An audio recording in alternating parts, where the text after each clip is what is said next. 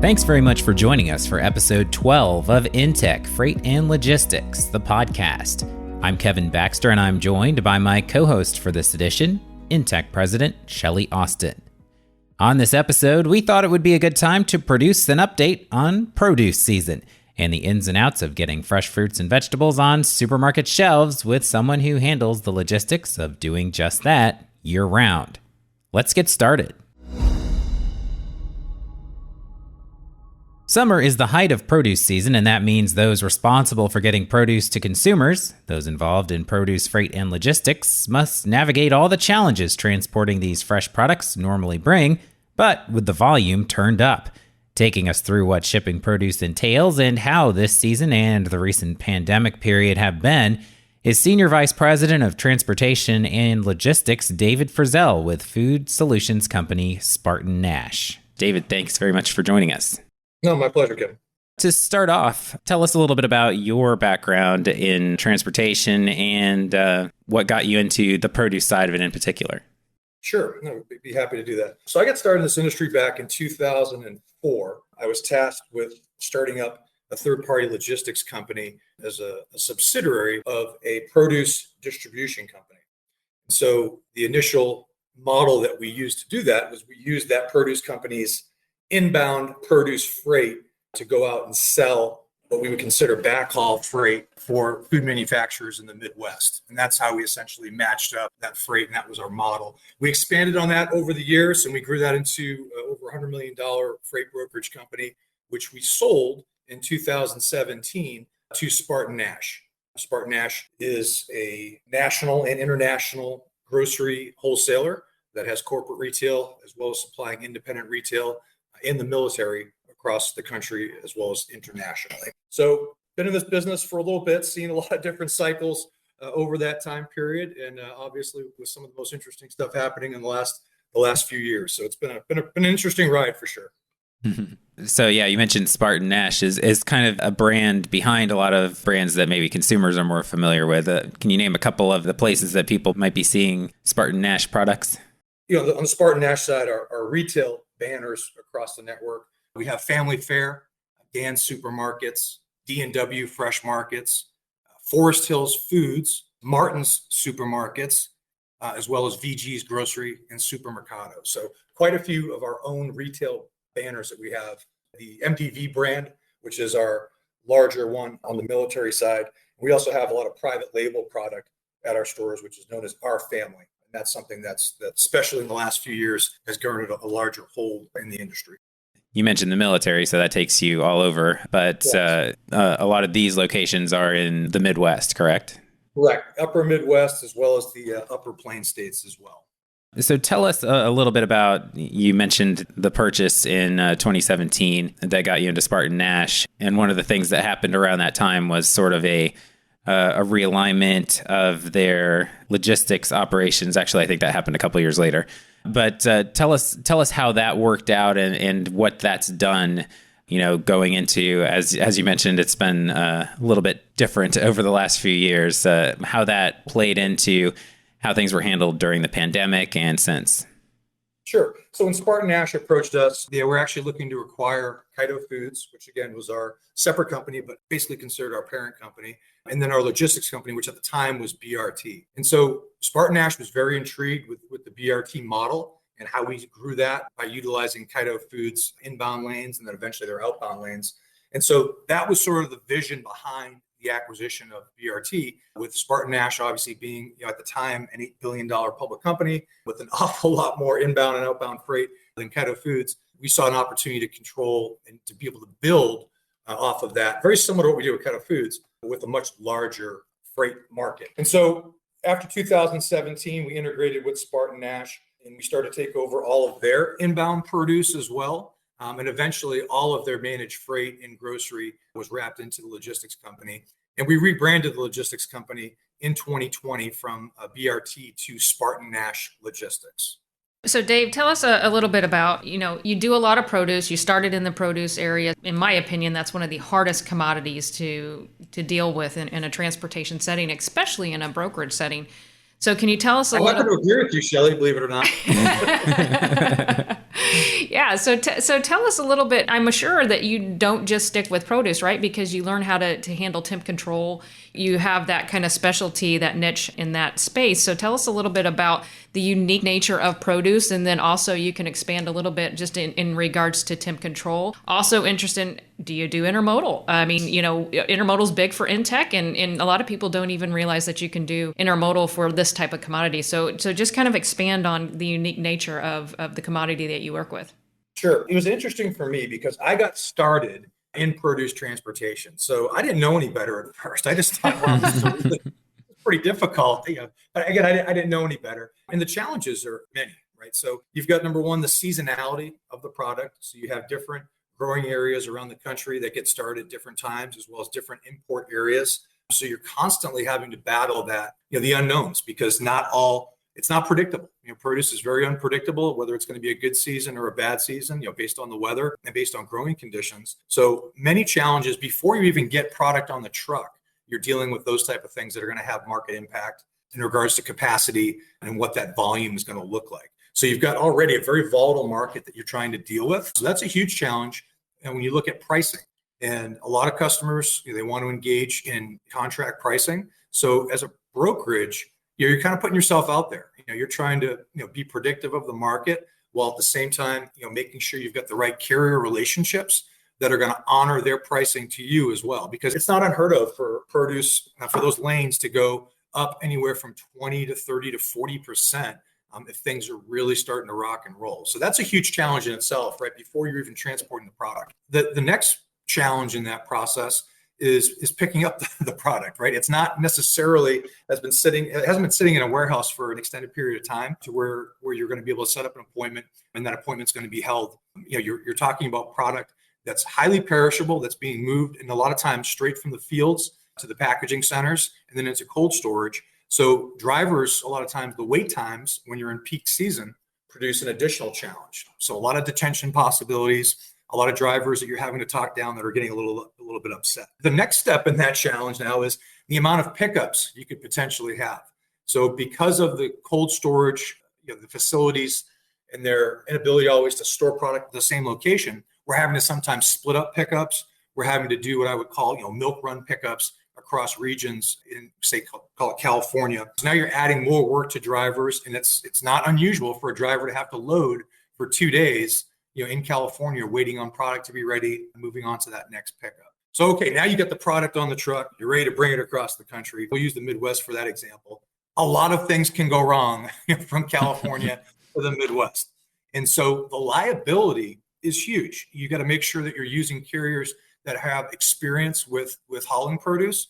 They have equipment that is sound, so reefers that are well maintained, and have the proper technology to tell them and us if something's going wrong. Because when you're hauling across a load of cherries from Washington, that could be worth close to $100,000, and a reefer goes out and nobody knows about it, and that arrives at your dock and it's out of spec, it's a huge liability. And brokers, a lot of times, they assume that liability if they have a customer that they have a long-standing relationship with. So, it's a lot different than just showing up at a warehouse and picking up a bunch of widgets that necessarily don't have any kind of time sensitivity to it. There's a lot of things that can happen along that route. And so produce, generally speaking, is going to carry a little bit of a premium when you're hauling it. However, if something goes wrong, that premium gets sucked up pretty fast. Well, you already wore me out. I'm just telling you, it is very complicated, and I would agree with you on the liability. Back to kind of the mode selections, Dave. Are you able to use all modes of transportation to move the product, or do you restrict certain modes?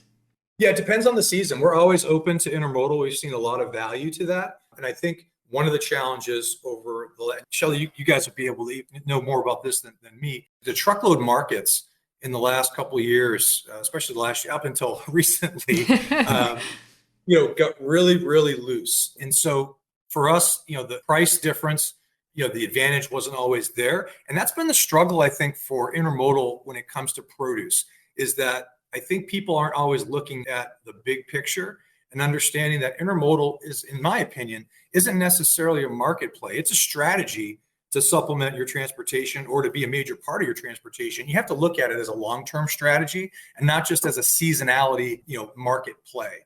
And so that's something that we are constantly trying to educate our customers on, is explaining to them where intermodal fits in as a strategy in their supply chain. No, I would agree with you on that, and that's great to hear you say as far as the strategy versus just a market play. In regards to the using intermodal versus truck, are there certain commodities that you wouldn't take a chance on putting on intermodal just because intermodal has great service, but there are those things that are uncontrollable as far as delays and those types of things. I always heard, Dave, that you want to stay away from berries, but I'm not sure. Are there certain commodities that you'd be like, yeah, that cost is great, that's wonderful, but we just can't, with the shelf life, we just can't take that chance? Yeah, I mean, berries is a really good example. And I'll talk more about the commodities that we would prefer to use intermodal on. So we, in the industry, we kind of call them hardware items. So if we have the opportunity to move citrus, oranges, that's something where if you lose a day or two, you're not going to lose the load, right? You're not going to lose a ton of shelf life on things like that.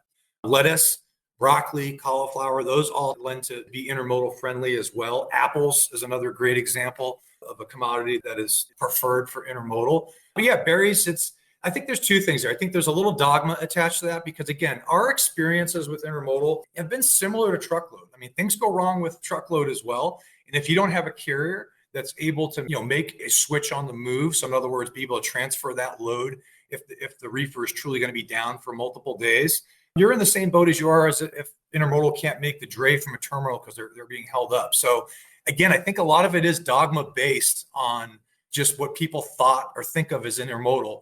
I use this analogy a lot. When something goes wrong with a truck and we have a 2-day delay, we still use the trucks the next week. We don't say, okay, we're not going to use trucks anymore. Right. We have had customers where, something happens with an intermodal load and they immediately go to, well, we're not going to use intermodal anymore. And it's very confusing to me, but it is part of, I think, a dogma that I found very specific to the produce industry. Yeah, that's very interesting. So I think one thing that people get confused about, and I would say it's truck and intermodal alike, is how are the monitoring systems in the transportation? Because, as far as just knowing that temperature is regulated throughout the life cycle of shipment, you mentioned things coming in from California into the Midwest. I would assume that it's concerning for folks to know that, those go through all kinds of temperature changes. How do you, in your environment, monitor that to make sure that those stayed at level temperatures? Yeah, so we use, we have temp tails in all of our loads, all of our produce loads that are interactive with our TMS system. I say all, it's about 75% that some of our vendors we're still getting caught up with. And then we require all of our carriers to have their reefer monitoring capabilities and alerts. Our preference is to be integrated with them. We're not there 100%, but those are sort of non-negotiables for us. There's a lot of, and again, it's the backbone of the trucking industry. There's a lot of smaller mom and pop operations out there that while you may be able to get a better rate, if you don't have those type of controls in place for produce, it's not a matter of if, it's just a matter of when you're going to have something go wrong. And like I said, in this, you guys know this business, we're in a low margin business. And so, when you have a claim that's a berry claim for $35,000, $40,000, $50,000, it takes a lot of loads to make that up. And if it's a smaller carrier, a lot of times we don't hear from them anymore. they mysteriously disappear and we end up eating that. So, those type of technologies are really a must for this type of commodity transportation. When you think of things like ice cream as well, and highly perishable things like that, you've got to have that. And kind of backing up a little bit, I think that's what our produce background is, what we sort of hang our hat on to be able to be experts in the cold chain and in the food transport business. Because as we said earlier, once you do produce, some of these other things that people think are difficult or have high risk and liability seem a lot easier than produce. Absolutely. Yeah. You start with the hardest and then work your way back. That's the way I see it, at least. So I'm going to actually jump back to one of the things that you said earlier that fascinates me as you and I used to be able to, travel and spend some time in the produce sector and work on different modes. And one of the things that I remember learning about that maybe you could expand on a little bit is, if I remember correctly, produce kind of moves, right? Geographical areas, we all talk about a produce season, but isn't there like a shift from one area to another area to another area? So it's not like you have this concentrated equipment and be able to figure out your capacity in one certain area. It kind of makes a shift throughout the months. Is that correct, Dave? That's absolutely correct. I mean, it follows the seasons essentially, right? So you've got your import product that's coming across during the winter time. So think of a product that's coming up through Mexico to Nogales regions to Texas. You've got your imports during that same period coming into the East Coast. And so you've got to balance that outbound freight, right? Because we have a lot of, that's how our whole network works. We're not a one-way logistics provider. In order to provide rate protection, we're selling to major food manufacturers, selling them capacity from the Midwest out to these areas. And so it can be a real big challenge when, as that shift happens, now suddenly, literally you could have a region just completely shut down, Texas being a good example. When I say shut down, volumes drop by 75, 80%, and now you got to balance that freight out. In California, it's the same exact thing. You've got that, the product moves up, from Southern California all the way up, into the Salinas Valley area as the seasons go on. So you may have freight that you're sending in, whether it's your own freight or your carrier has secured freight that's going into, let's call it, the LA markets. And now they're finding themselves having to deadhead, up to Salinas in order to go pick up produce loads. And so that all has to be figured into contract rates as you go along. And that's a big challenge of the business. There's a couple constants, right? So when you think of, potatoes, you're going to be grabbing those out of Idaho pretty consistently. But, some of the seasonal stuff, and Michigan's another great example, Shelley, right? You've got a small window where you're pulling Michigan blueberries and Michigan apples and other assortments out of there, but it's a small window. Yeah. But during that window, rates are going to skyrocket to bring product back here. And if you don't have consistent freight going up into those markets, then you're essentially just a slave to wherever the market goes. So past seasons we've talked about generally, but how is this season going as we sort of wind down towards the latter part of what's traditionally considered produce season? How does this year compare to the past few years and before the craziness of the pandemic? No, it's a great question. So I'll give you some macro sort of industry numbers that you guys may be familiar with as well. And then I'll talk more specifically to what we're experiencing. So if you look at fuel, the national average, you're down $1.92 a gallon year over year, which is huge. I don't think anybody forecasted that. I know we didn't forecast that. Reefer loads to truck ratio, you're down 52% year over year. So less reefer loads to trucks. Reefer spot rates on the spot rate market, they're down 30% year over year. And spot load postings, so companies that are putting their loads out on spot boards, they're down 61%. So all of that tells you, wow, rates should be really low. And they are they're low in a lot of markets. However, we've seen a huge increase in rates specifically out of California ever since the DOT blitz and Memorial Day time period up until right now. We've seen a little bit of normalization in the last few days. But again, July 4th is right around the corner. So we'll see another big bump. This is the most volatility we've seen out of California in the last 3-4 years as far as rate increase and capacity crunch. We've had some little crunches here and there, but this is the most prolonged one. And quite frankly, though, this is what we're a little bit more used to. This feels a little normal than before. But what this also tells us, because again, we're doing a lot of shipping for food manufacturers out of the Midwest, their volumes are down, right? And we're having those meetings with them. So it makes sense that as the produce season's picking up and we're shipping a lot of produce, we don't have as much outbound freight as we normally do because those companies are down. So we're seeing that swing in capacity and we're feeling that effect. With California, have you seen anything shift in terms of some capacity or some volume going different places? I mean, I know California obviously is a grower area as well, but for some things that are being imported, anything like that shifting anywhere else? We're not seeing as much of that. Again, the majority of what we do out of California, we do some frozen out of there, a little bit of fresh, but it's a small part of our portfolio. The majority that we're doing out of California is produce. So we're not seeing that quite as much as maybe other people are. Mm-hmm. Hey, Dave, interesting question that I have for you is, traditionally, I think people could understand that produce is having a bad season or a bad year if crops are bad or if the weather is bad, which impacts crops and so on and so forth. But I think, this year it could have some other outlying effects. So what are all the different things that could impact a produce season to whether it's a really booming produce season or a more challenging one? Sure. So there's a few different things, right? So you mentioned there's actually quite a few things, but obviously weather and growing conditions are going to have an outcome on what the crop looks like. Is it going to be a bumper crop? Is it going to be a tight crop? what does that look like? Export demand also has a pretty big impact on things as well. So if we're exporting as much fruit as normal to Asia, that could have a big impact on things. And then the economy in general and inflationary impacts have a big impact. So we always use the example, if we're in a depressed economy and potentially a recession, people are tightening up their belts a little bit, then they may not be buying, those strawberries that are selling, for $4.99 or $5.99 a pack or potentially more. They may be buying, a different commodity that's a little bit more affordable, or at least they're not buying as much of it. And we have, we've got a lot of data that backs that up over the years, where people are just buying down. They may be going, instead of buying fresh, highly perishable, although extremely tasty and healthy for you produce, they may switch over to frozen just because of the economic impact of that. So, those are some of the major drivers that could impact your seasons. Yeah, I find it truly interesting. Now, not to get too much into my personal life, but I there is a certain cranberry juice that I like to have as a little mixer. I've even traveled with it. I know how embarrassing is that. And I find that it's... That's impressive. Well, thank you. Yeah.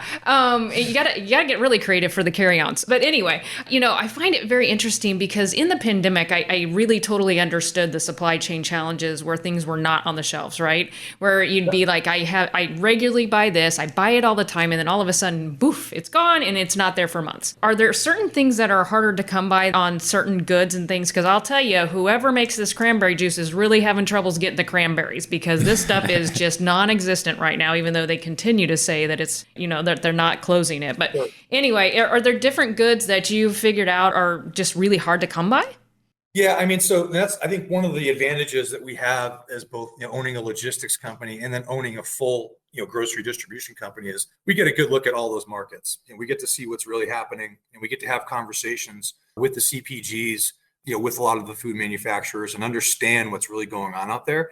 And as a public company, I'm sure you can appreciate I can't give away too much detail. Right. But we have certain manufacturers that still just aren't living up to their end of the bargain when it comes to giving us our allotment of product. And our fill rate numbers are definitely not, they're pretty standard, I would say, with our competitors. But it's been a long road, and we're nowhere near where we were pre-pandemic, from a fill rate standpoint. And we've had to find a lot of alternative products to help fill those gaps. It's getting better. It's getting better every month. And I think some of that's probably demand based as well. You're seeing demand kind of wean a little bit for a lot of folks. Right. So I think that's helped. But yeah, we have a lot of products. I'll call them more brands, Shelley, where we're still not getting the amount that we should be getting from them. So that's making it very difficult as we push those downstream. Well, from a personal experience, I'm really glad it's getting better. And so there's hope. It is. And we have some difficult conversations with a lot of our manufacturers, and it's not like, they're our partners, right? And we're all in this together. We're all trying to move product. We're all trying to feed people. But if I can't get product A, even though I've had a relationship for a really long time, and product B is coming to me saying, hey, I'll get you that product, it's going to be a different brand, obviously, then those are the type of things that we've got to weigh. And it really plays into our merchandising transformation, which has been announced publicly, and it's a program that's going to be a multi-year program as we kind of reevaluate what our merchandising strategy is going to be. So more to come on that, but I certainly hope you're able to get your cranberry juice soon. If you want to let me know offline what brand it is, I'll see if I can pull some strings for you. Awesome. Well, no, I appreciate that. Thank you. Well, on an interesting level, and I'm just jumping all over the place, Dave, because it's been a while since we've been able to kind of brainstorm and talk through these types of things. Sure. But one of the things that I remember, and I'm interested to see how that impacts on the transportation side of things, is I remember doing a tour and we were looking at bananas. And, who would think that bananas are that complicated? But there were I remember learning that certain stores and certain places wanted a banana a certain color and a certain ripe version. And so how does that relate into transportation to make sure that you're transporting bananas and the shelf life, and how, these folks want them really green, these folks want them not so green, and so on and so forth. I think that my son going into physics could do better in temp controlled produce transportation than what I could do, and I've been in it all my life. It's a great question. I'm glad you remember that, by the way. That makes me really like it. So first off, full disclosure, my father-in-law's father, so I guess that'd be my grandfather-in-law, was known as the Banana King of the Midwest. So back in, literally, that's there were signs about this. So back in the 50s and 60s, you had produce terminals. And so we still have those. There's Hunt's Market out in New York and so on and so forth. But you had essentially companies would really specialize in a certain category of product. You didn't have these large wholesalers that would do everything. And so there was a lot of family, pride around the fact that, they started in bananas and that was their big thing was bananas. So while I'm not a complete expert, I probably know more about bananas, unfortunately, than I should. And one thing about bananas is, you think about a banana when it's ripe, right, or nearly ripe, and it's a great food to carry with you. It's almost like the best portable food when you think about things like, fresh food. But they're extremely delicate during the ripening process and the handling process. And if you drop a box of bananas on the ground, the bruising will show up later on in that process. And there's pictures you can see online of what that looks like. And it's, the skin will split. If the temperature isn't correct during that process, you'll have all kinds of issues down the line that you won't notice initially. And so, bananas, when you're transporting them and you're going through that ripening process, you've got a scale of 1 to 7, 1 being, a super green banana and 7 being, where the sugar is completely saturated in it and it's turning almost a brown, you're getting the brownness to it and it's got the most sweetness to it. So most stores are going to want to get those in like a 2 or a 3. So they're slightly green and they're about to become ripe and you still have a day or 2 on them. In places like convenience stores that do bananas or some of those smaller C stores, they're going to want them that full yellow so they can get them in and move them out because they don't have a lot of storage space. Bananas have to be transported at a very specific temperature. You're in the 50s. So when you're sending out a load to deliver and you've got multiple product on that, it's got to be a short time period. The bananas have to be wrapped properly. You've got to do special bags if it's going a longer distance to maintain that temperature. So yeah, bananas they're extremely delicate and they require a lot of special handling for a commodity that hasn't really changed price at the retail level for 30 years. So yeah, that's what amazes me. Is every time I go to the grocery store, I sit there and I look at the cost of bananas, and believe me, I don't want it to go up. But I just think about the handling behind it and what I learned before, and I'm like, wow, this is something that doesn't make sense on the price of the commodity for what it goes through to get there in the way that we all like it. I'll let you in on the secret that probably everybody knows. Stores don't make any money on bananas. It's an image thing and it helps get people in there, but it's definitely, it's a loss leader, put it that way. It makes sense. Talking about this season again, and Shelly was talking about the cranberry juice product, but in terms of actual fresh product, has there been anything? I know a few weeks ago, I've seen some things about grapes being a little scarce because of some challenges going back during growing season. Is there anything else like that that's come up this year in particular? Or is it just like, is there always something basically every year? Yeah, I think you just said it correctly. There's always, generally speaking, going to be a commodity that's going to be a little scarce, based up for all the reasons we talked about earlier. That's just something you have to deal, which obviously then drives up the price of that commodity. Mm-hmm. It's strange. The produce business is one of the few businesses where you may have a commodity where the quality isn't very good, but because it's scarce, the price goes up. So it's a little bit of an oxymoron. But I can't think of anything specific right this minute. At least nothing that's reached up to me. But again, it's something that we deal with, on a yearly basis. The season, as Shelly indicated, it shifts around and everything. We just had somebody I spoke with say that it was when the Vidalia crop starts. Is that around the time that you see produce season? What you would consider produce season hitting? Yeah, we think of produce season as soon as you start getting those backyard barbecues going, things are going to be ringing. Now, again, you have pushes throughout the year where a certain commodity is really desirable. So think about Valentine's Day, right? Strawberries are going to be pretty big. Mm-hmm. But to your point, summertime is really when we see this is our highest volume time periods for produce. The holidays, obviously, but summer by far are the highest volumes. And then you mentioned Vidalia season. I mean, it's another good example of an area where for a few weeks, you've got hundreds and hundreds of loads, moving out of that region, and all of a sudden it stops, right? Yeah. And so that's where you have that crazy market demand for a small time period. Rates go flying out the window for a while, and then boom, just like that, it dries up. Florida is another great example of that. The Florida berry season is a really good example. Same type of scenario. In Texas, the same way. So again, it's a really interesting when you watch those markets and you're trying to figure out how long they're going to last, and you're trying to figure out how much am I really going to contract out pricing, or am I even willing to put myself out there knowing how it can be potentially extremely volatile? Dave, you mentioned that right now is one of the most volatile times you've seen, like in California and so on forth, on pricing and so on and so forth.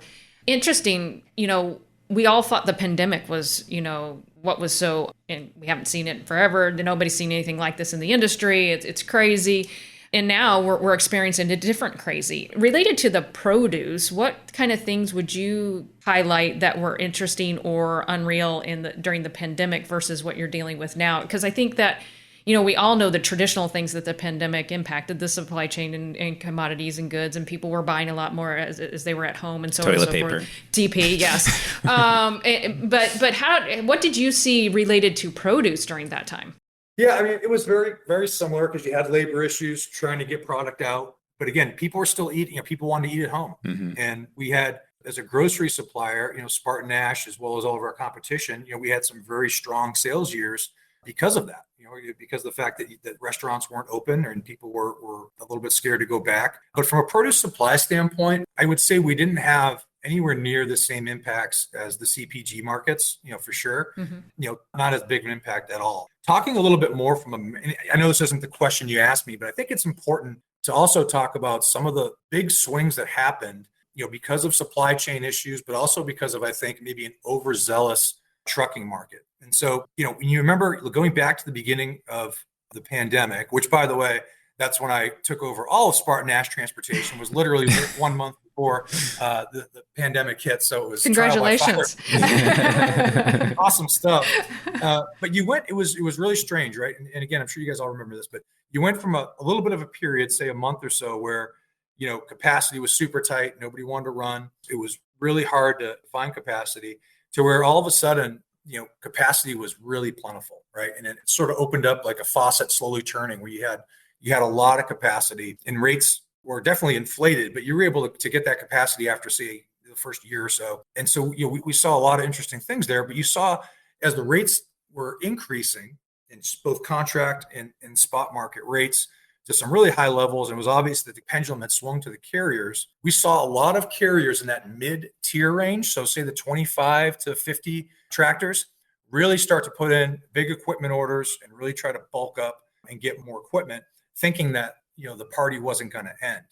And so now we're seeing the flip side of that. So as demand has gone down, we're seeing a lot of those carrier partners having to park trucks. We're seeing a lot of smaller owner operators that are deciding to join bigger companies and get out of the business because they just can't afford where the rates have gone over the last 6 to 8 months or so. And the flip side for us as a trucking company, we operate over 750 tractors, and we've got about a 3-to-1 trailer ratio to that. We haven't been able to replace a lot of our equipment, and when we have, it's been super inflated. The costs have gone up immeasurably. So it's a really interesting dynamic right now where rates had come down in most markets. I'm going to take California out of that for a minute. Rates have come down, but the cost to operate a fleet have not come down. If anything, they've actually gone up with the cost of tires, maintenance, tractors and trailers themselves. So it's going to be interesting to see how this plays out over the next few months and see how much capacity comes off, and if we see rates start to come back towards the end of the year. Because again, it's very cyclical. We've seen a lot of these cycles over the years. I think the biggest difference though, Shelley, is these cycles seem to be happening a lot faster. Instead of having a 3 to 4 year period, we're seeing swings happen, and we're seeing mini cycles within the cycle. So it's been the most challenging few years of my career for sure. Yeah, I think that's a great way to put it. And we're seeing very similar things in the intermodal space where too many containers were bought and there's a lot of things stacked in different places. So I think you put a really good perspective on it. And one of the things that I didn't really understand to the point that you gave us, having a fleet, is the actual cost, the higher cost right now to have those fleet, not just the fact that the rates are going down from what the shippers are paying for, but the cost to maintain and have the equipment is still high. Oh, big time. And one thing I didn't mention, which I think is really interesting, we've traditionally been short drivers in our network. The last few years, we've kind of hung in that 10 to 14%, shortage of drivers to what our needs are. And for the first time ever, going back now about 7-8 months, we're staffed to about 3% of a shortage. And some of that is on purpose. And so that tells you a lot too. Yeah, we raised our driver wages just like everybody else. However, we've seen more driver applications, in the last 6 to 8 months than we saw in the last couple of years. So, there's definitely, we can feel those macro effects out there. Well, David, thanks very much for taking the time. Is there a place where people can go to learn more about SpartanNash? Yeah, SpartanNash.com will tell you all about SpartanNash. You'll also find a link on there for SpartanNash Logistics, again, our separate third-party brokerage and logistics company, or you can go directly to SpartanNashLogistics.com as well. Great, David. Thanks so much for taking the time. Thanks, Dave. No, great catching up with both of you. You too. Thanks. Thanks for joining us for InTek Freight and Logistics, the podcast. And thanks very much to David Frizzell for taking the time to speak with us. Check out the links in the description to learn more about everything we discussed. Subscribe or follow now to ensure you get our latest episodes as soon as they're available. And you can help us out by rating and reviewing us wherever you listen. If you have questions, email us at podcast@intechlogistics.com and visit intechfreight-logistics.com for more about what we do. For Shelley Austin, I'm Kevin Baxter. We'll talk to you next time.